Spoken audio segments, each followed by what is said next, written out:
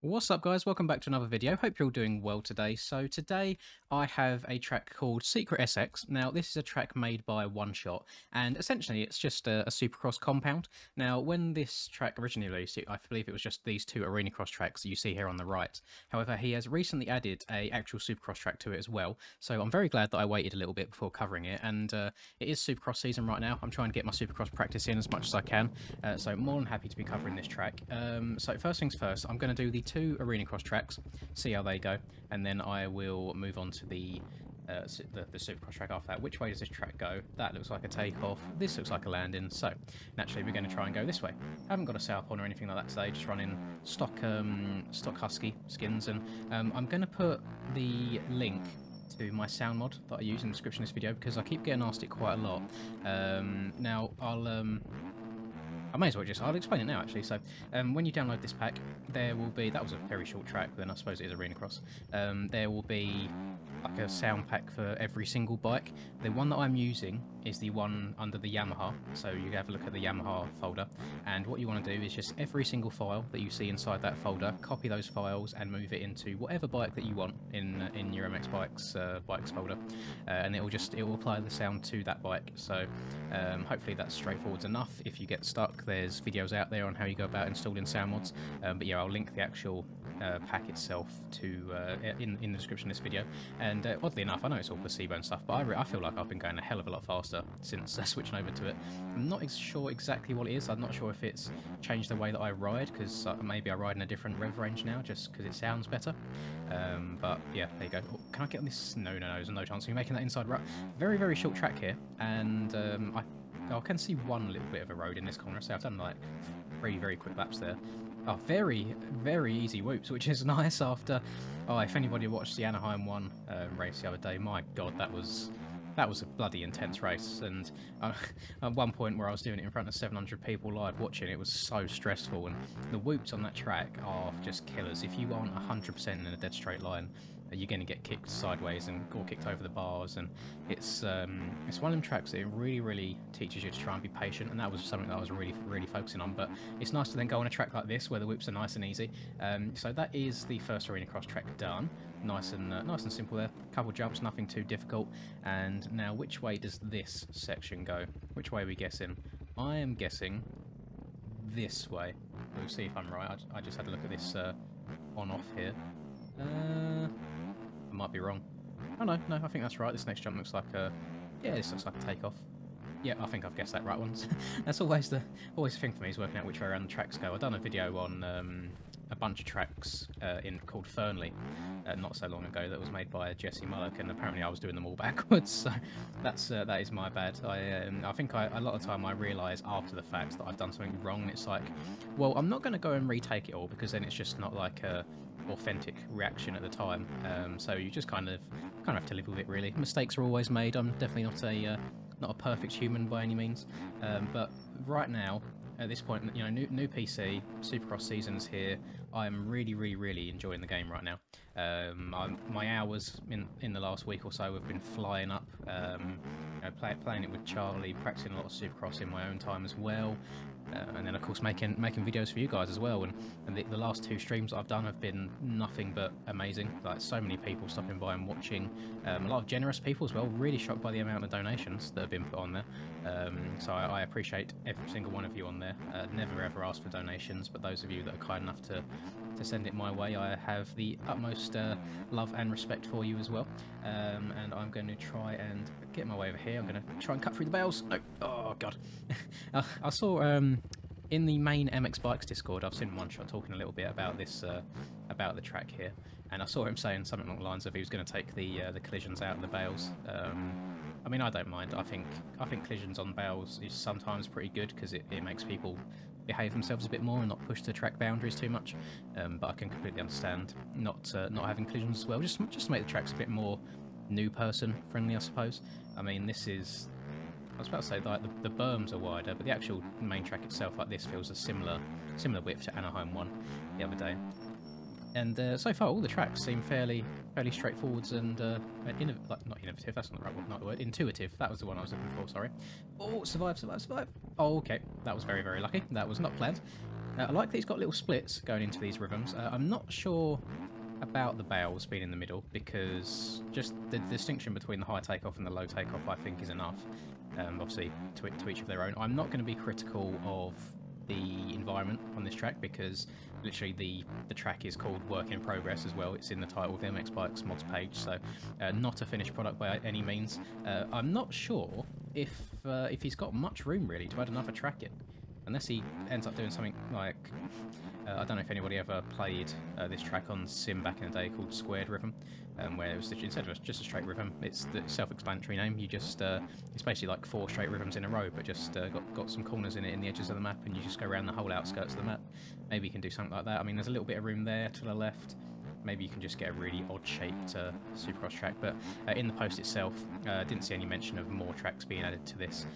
So far, these tracks seem actually really nice. I imagine that building a supercross track from scratch in your own head it's got to be harder than replicating one, surely. You got to kind of be imaginative. You got to think of not only a rhythm that works, but then a rhythm that works in more ways than one. So if you mess up a rhythm, for example, if there's a triple in but you only manage to double, maybe you mess up the corner a little bit. As a track creator, you've got to make a way of making that double in then link to the rest of the section. You can't just have one viable line in a supercross track and that's it. And I feel like looking at these tracks here, he's done a good job. So I was going to go to the left. So here it looks like you step onto here and then jump, but if you take off on the other side, it looks like you land about here and jump. So there's definitely different options there.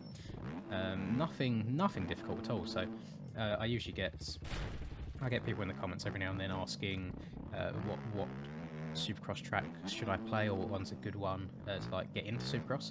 This could be a very good start. Nice, like there's nothing difficult about this at all. Another one that kind of springs to mind is one that I believe Insane made, just called Forest SX. So just very simple supercross tracks, and I feel like if you're getting into supercross, like supercross in this game it's difficult. There's no two ways about it. Motocross is a hell of a lot easier than supercross in this game. More so to do with the low speed physics and the bounciness sometimes. Like if you overjump a jump by a tiny bit or come up short a tiny bit, you'll feel it. Like you'll probably, I mean, I suppose at the same time then if you make those mistakes, you'll learn quicker. So I mean, it's completely up to you if you want to start on the easier tracks and work your way up, or just kind of brute force it and start on the hard tracks, then it's up to you. And I am of the opinion that I think the Anaheim 1 track that we just played the other day is probably harder than all of the 2021 tracks, if I'm honest. And I mean, that's not down to Stone Rider, who made the track whatsoever. He's following a track map. He can only do what he can do. So I think it's really down to the real life track crews and track designers. I don't even know who designs the tracks in real life anymore. Yeah, I can't think off the top of my head. I know who used to. Was it Dirtworks that used to build the tracks? But then did they actually design it as well? Who's it designed by? I know Ricky does Daytona, but I don't know who does all the other rounds. Someone will let me know. You lot are usually quite knowledgeable in these things and pretty good at correcting me or letting me know some information in the comments. So I always appreciate that. Always learning from you boys. In the same way that hopefully you're learning from me in these videos. Like the amount of comments recently saying, "Oh, I swear I didn't touch that bale. The collision's a little bit funky. Hang on, let me ride next to it. Hang on. No, maybe I'm just washed up and blind. I'm getting old, you know. 25 now, almost 26, so getting on a little bit. And I'm saying this track's easy. I keep going over the bloody bars. I'm a little bit cold today. I've literally just hopped on, so I still need to warm up a little bit. I'll use that as my excuse, shall I? I like that. I like that little kind of dragons back there to the on-off. Supercross triple's fairly small. And I am always a fan of a sand section in supercross tracks. I mean, this one's fairly straightforward, although I'm probably about to go over the bars again as I say that. But I've looked at the track maps for the 2022 supercross season, and we've got a couple sand sections in there, so some good stuff to look forward to. So one thing that looks really difficult, some of the tracks have some super long whoop sections, which in bikes, if the whoops are going to be like they have been for Anaheim 1, like in the same shape, that's going to be very difficult, because the longer the whoop section, the less speed you're going to be carrying by the end of it, because each whoop's going to rob your speed a bit, and it's going to get very difficult. But that's why I'm happy that I'm on a 450. So all good. I am getting used to the 450 now. It took me a little bit, but I feel like now that I've kind of got my head around the throttle control, and now that I'm playing on like 165 Hz monitor rather than 60, and new PC and all that, I can be a lot more controlled, a lot more precise. And if you have watched my Anaheim 1 race, you'll notice that I wasn't trying to go stupidly fast. I was really trying to just pick my way around the track, take my time a little bit. If I wasn't 100% confident that I wasn't going to make a big jump line, then I wouldn't do it. I'd just check up and take the easy line. And I think that just comes with experience as well, and you just you got to change your mentality a little bit of not trying to go 100 miles an hour all the time, and it worked for me. I mean, I'm going to spoil it on my position if you haven't watched it, although I feel like the majority of you have done, whether it be live or in the video afterwards. I came in second place in the main event, which for me I was ecstatic with at the time. Doing that in front of 700 people was incredibly stressful. My fingers were like shaking in some parts. I'm not sure if you can tell on the playback. Like when I was in the air of the Supercross triples, you'd see like me moving about a little bit like this on the rider, where my hands were a bit shaky and sweaty. And I mean, I still get a little bit nervous when I'm not playing in front of you guys, but to have that many people on for a channel my size as well, I just thought was really, really cool. I know that that's probably going to be a one-off thing, just because it's A1, you know. Some people might have just stumbled across the stream because it was called 2021 A1 that have never seen bikes before. But still, to have that many people at one time is, I think, really, really impressive. So thank you everyone so much for that. And I'm going to be doing it every single Friday. This is for the EU series, sorry, not the NA one. I think I kind of decided that I don't really want to do NA for this season, just because I don't ride as well when it's that late at night for me, and I tend to rage a hell of a lot more and just kind of get in my own head, and I can't record it for you guys either because it's so late. I can't really talk over it or anything like that, so there's not really much to be gained from it, so I'm just going to stick to the EU side of things. As I say, second place in the first round, you can't ask for more than that. And as Charlie messaged me just before, he was like, remember, you can't win the race at round 1, but you can lose it at round 1, and I'm sure Bubba's done that a few times over the years. I know he's had his fair few Anaheim 1 like really bad races at Anaheim 1, but yeah, no, really, really happy. I'm quite proud of myself. The new PC was an absolute beast. I was playing in 2K resolution, max graphics, except for the anti-aliasing. I think I had that down to about 4 times because I really don't notice the difference between 4 and 16.